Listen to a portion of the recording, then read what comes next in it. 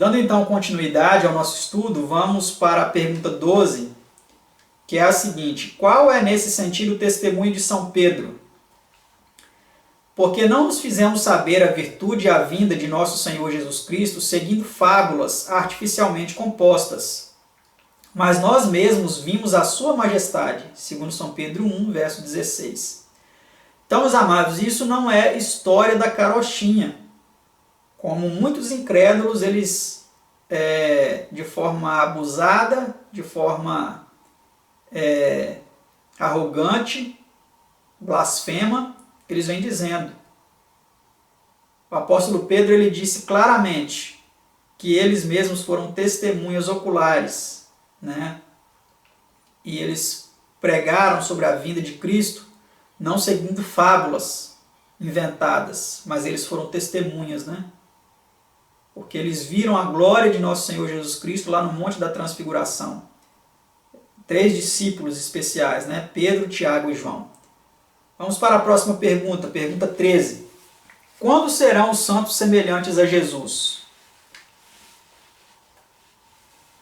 Amados, agora somos filhos de Deus e ainda não é manifestado o que havemos de ser, mas sabemos que quando ele se manifestar, seremos semelhantes a ele, porque assim como é, o veremos. 1 São João 3, verso 2.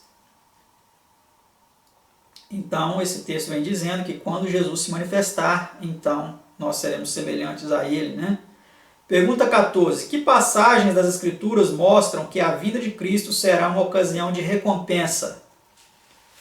Porque o Filho do Homem virá na glória de seu Pai com os seus anjos, e então dará a cada um segundo as suas obras. São Mateus 16, 27. E eis que cedo venho, e o meu galardão está comigo, para dar a cada um segundo a sua obra. Apocalipse 22, 12.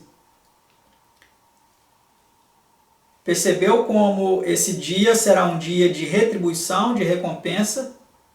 Um dia em que os justos, aqueles que se entregaram a Cristo e procuraram viver para Cristo, receberão a vida eterna. E aqueles que não aceitaram a mensagem da salvação, que preferiram viver uma vida distante de Deus e de seu Filho Jesus, perecerão eternamente. Será um momento de retribuição, o dia da volta de Cristo. Pergunta 15. A quem é prometida a salvação quando Cristo vier? Assim também Cristo, oferecendo-se uma vez para tirar os pecados de muitos, aparecerá a segunda vez sem pecado aos que o esperam para a salvação. Hebreus 9, 28. Nós vimos aqui, meus queridos, que a salvação ela é prometida aos que o esperam. Aqueles que não estão esperando, que não estão nem aí, que não querem saber deste assunto, fale, esse assunto não me interessa não, quero viver aqui nessa vida, eu não me preocupo com amanhã, vou viver o agora, vou viver os meus prazeres, não estou nem aí para onde eu vou amanhã ou depois, se é para o céu ou para o inferno. Essas pessoas, meus amados, já estão selando o seu destino, infelizmente, né? Mas Jesus aparecerá somente para aqueles que o esperam. É lógico que os ímpios também contemplarão, eles verão. Ele vai aparecer para todos. Lá em Apocalipse vem dizendo que todo olho verá. Né? Apocalipse 1,7, o verso que nós já lemos aqui, vem dizendo que todo olho verá. Mas ele levará somente aqueles que o esperam. Né? Pergunta 16. Que influência exerce em nossa vida essa esperança? Amados, agora somos filhos de Deus e ainda não se é manifestado o que havemos de ser. Mas sabemos que quando ele se manifestar, seremos semelhantes a ele, porque assim como é, o veremos. E qualquer que nele tem esta esperança, purifica-se a si mesmo, como também ele é puro. 1 São João 3, 2 e 3. Então, quando nós cremos nessa mensagem, meus amados, ela exerce uma influência em nossa vida no sentido de nos fazer nos preocupar com a nossa purificação. Assim como Cristo é puro, também nós precisamos nos purificar. Muitas pessoas não têm essa preocupação. Eles querem viver uma vida impura, uma vida dissoluta, uma vida manchada, com máculas de pecados em cima de pecados, sem se preocupar com a sua conduta, com a sua moral, com a sua obediência aos mandamentos de Deus. Mas se essa mensagem realmente impactar a nossa vida e nos motivar de tal forma a aguardarmos esse dia com esperança, nós procuraremos então purificar a nossa vida de tudo aquilo que nós sabemos que é errado. Com a força de Cristo, com o poder de Cristo em nós, nós abandonaremos essas coisas e nos prepararemos para esse grande dia. Pergunta 17. A quem diz São Paulo ser prometida uma coroa de justiça? Porque eu já estou sendo oferecido por aspersão de sacrifício, e o tempo da minha partida está próximo. Aqui Paulo estava falando de sua morte, né? Combati o bom combate, acabei a carreira, guardei a fé. Desde agora a coroa da justiça me está guardada, a qual o Senhor, justo juiz, me dará naquele dia. E não somente a mim, mas também a todos os que amarem a sua vinda. 2 Timóteo 4, 6 a 8. Então a coroa da justiça, meus amados, ela é prometida a todos os que amarem a vinda de Cristo. Aqueles que não amam essa promessa e vivem conforme a mesma, não tem coroa para eles de glória, né? Preparada lá no céu. Pergunta 18. Quando Jesus vier, que dirão os que o esperam? Vamos ver o que Jesus dirá àqueles que o esperam. E naquele dia se dirá: eis que este é o nosso Deus, a quem aguardávamos, e ele nos salvará. Este é o Senhor a quem aguardávamos, na sua salvação gozaremos e nos alegraremos. Isaías 25, verso 9. Esse é o texto que eu havia dito para vocês, né, que vem falando: eis que este é o nosso Deus. Nós sabemos que Cristo virá com o Deus Todo-Poderoso, o seu Pai nas nuvens dos céus, né? E isso, como eu disse no vídeo anterior, está aqui, ó, nesse DVD, que foi preparado para abordar toda a verdade a respeito do dia escatológico do Senhor. Neste DVD, procurei de forma bem elucidativa e embasado nas Sagradas Escrituras e também alguns textos de Ellen G. White, comentando esses textos das Sagradas Escrituras, embasar e fundamentar a verdade de que a volta de Jesus será acompanhada de seu Pai, o Deus Todo-Poderoso. Tá certo, meus amados? E você pode adquirir esse DVD em nosso site www.adventistas-históricos.com ou acessá-lo no YouTube e assistir no YouTube. Basta você colocar o título, né? O Dia Escatológico do Senhor, e você terá então aí a apresentação deste assunto, né? Que vem falando sobre a volta de Cristo e os textos que falam que ele virá com seu Pai.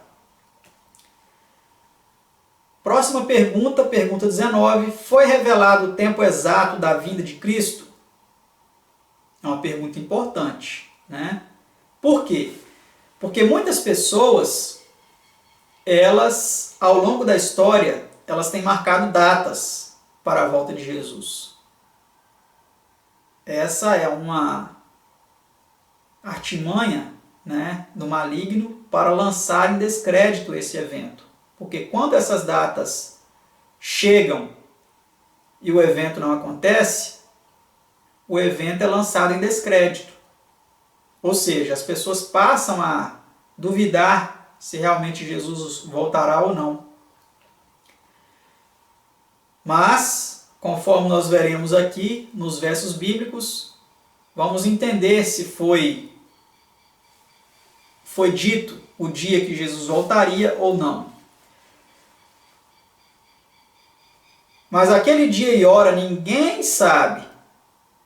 Colocamos até em itálico aí a palavra ninguém, né? Nem os anjos do céu, mas unicamente meu Pai. São Mateus 24, verso 36. Olha, meus amados, é claro, né? Procurei colocar aí sublinhado os anjos, né? Porque são muitos e muitos anjos. E eles sabem de muitas coisas, não é mesmo? Eles são mensageiros celestiais, eles são incumbidos de realizar missões especiais. Eles estão descendo a essa terra e subindo aos céus novamente, constantemente.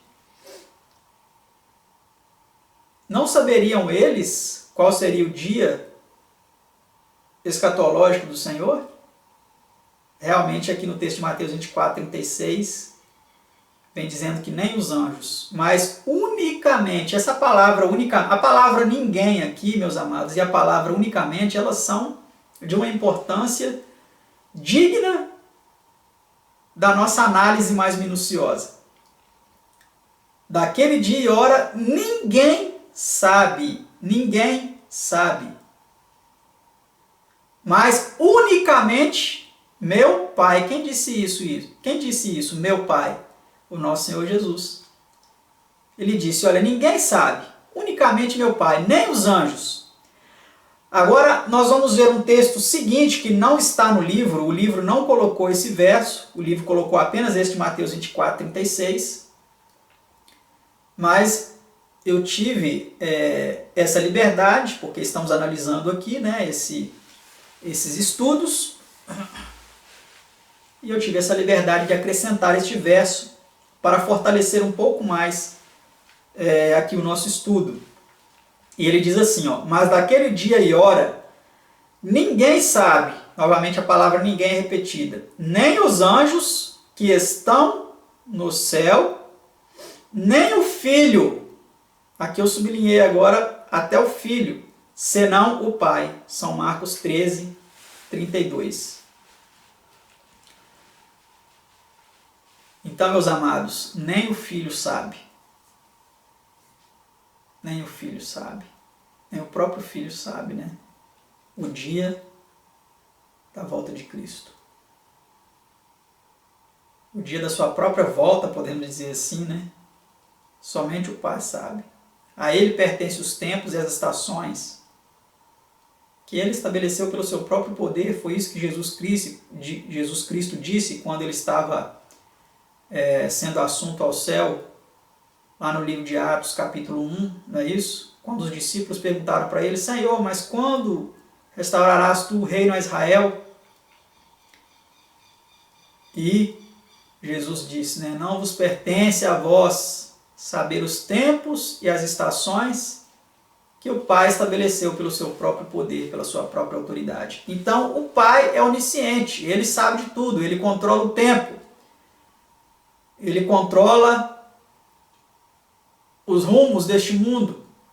Nada acontece sem o seu consentimento, sem a sua permissão, sem a tua direção, a direção dele. Tá certo? Então essa questão de marcar datas para a volta de Jesus, Jesus virá no ano tal. Isso é algo que o inimigo usa para enganar muitas pessoas e precisamos estar atentos para não sermos enganados. Tá certo, meus amados? Vamos para a próxima pergunta, pergunta 20. Em vista disso, o que nos manda Cristo fazer? Então, sabendo que não sabemos o dia e a hora, em vista dessa verdade, o que Jesus nos manda fazer? Vigiai, pois, porque não sabeis a que hora há de vir o vosso Senhor. São Mateus 24, 42. Nas Escrituras, a nota constante, a frequente exortação é para nos prepararmos para a vinda do Senhor. Deon Alford. A atitude conveniente do cristão é aguardar constantemente a volta de seu Senhor. Dwight Moody. Então, meus amados, precisamos vigiar. vigiar, estar atentos, estar em vigilância constante e nos preparar. Né? Existem outros textos também que vêm fortalecendo o que nós precisamos fazer, mas aqui não foi colocado pelo livro Estudos Bíblicos e também o tempo não nos permite. Mas nós podemos citar aqui rapidamente textos que falam vigiar e orar para que não entreis em tentação, viver uma vida de vigilância e oração, uma vida de estudo da palavra de Deus. Tem outros textos que Jesus diz, cuidai para que não vos sobrecarregueis com as consequências da embriaguez e da orgia, né? E venha sobre vós de improviso aquele dia.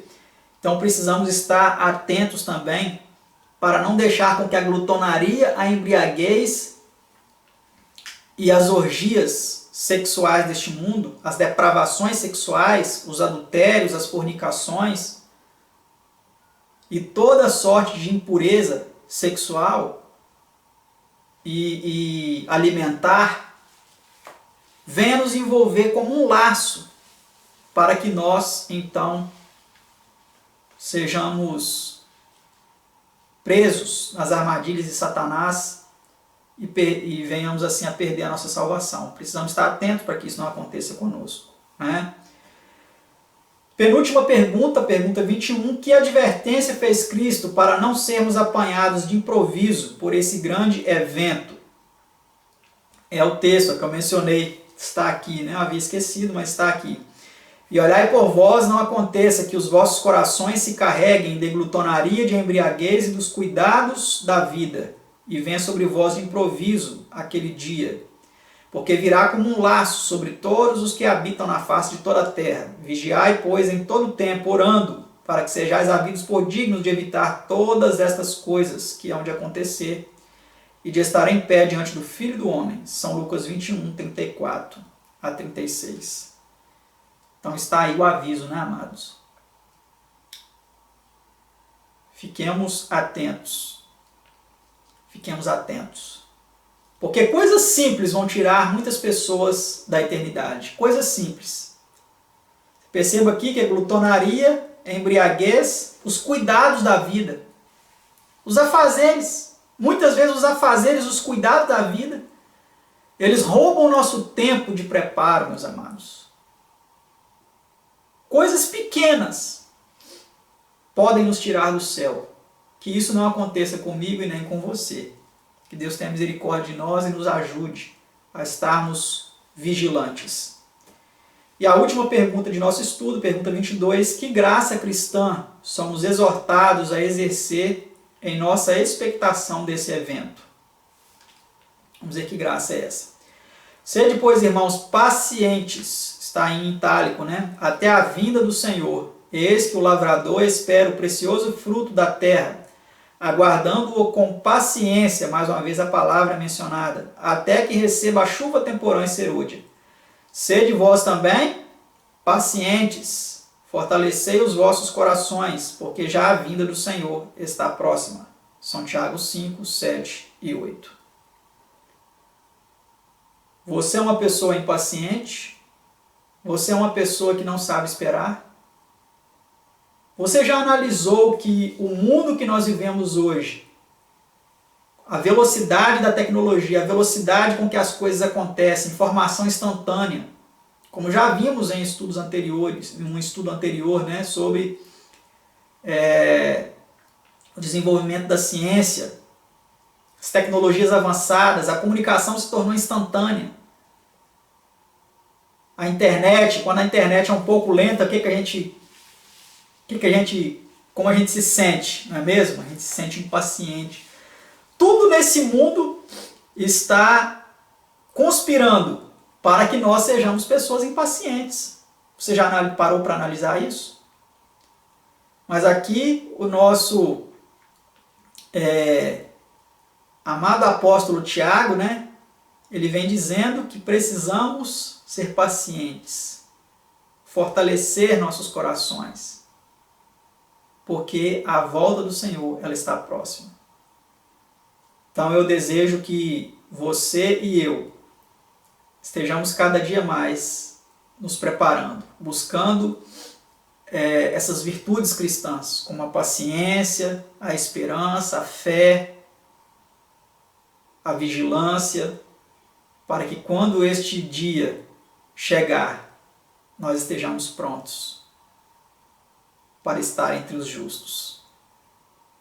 Que Deus continue nos abençoando e até o nosso próximo estudo, se Deus quiser. Tchau.